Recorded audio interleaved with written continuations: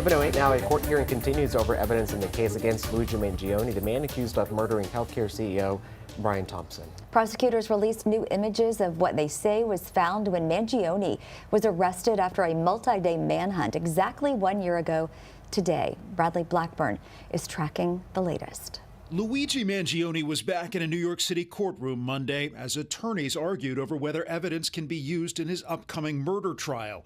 He's accused of shooting United Healthcare CEO Brian Thompson on a Manhattan sidewalk last December. It was 1 year ago that Mangione was arrested in a Pennsylvania McDonald's after a multi-day manhunt when people recognized him and called 911. I have a customer here that some other customers were suspicious of, that he looked like the CEO shooter. For the first time, prosecutors are releasing images of what they say was found with Mangione during the arrest, including a 3D printed gun, silencer, bullets, and pages from a notebook that appear to show plans for a getaway and ways to stay undetected.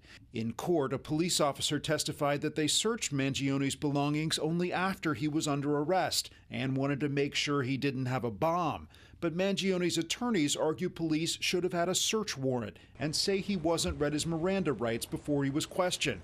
They want the evidence excluded from the state trial. If the police officers legitimately and in good faith believe that there's a substantial risk to themselves or the general public, they have every right, every constitutional right, to go into that backpack and conduct a warrantless search. During the confrontation, officers can be heard on tape discussing whether or not they need a search warrant to look through the items.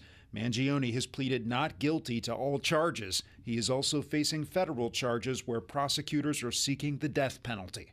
Bradley Blackburn, CBS News, New York. Yesterday, police testified that Mangione gave them a fake ID before his arrest. They say the same fake name was used by the alleged gunman at a Manhattan hostel before the shooting.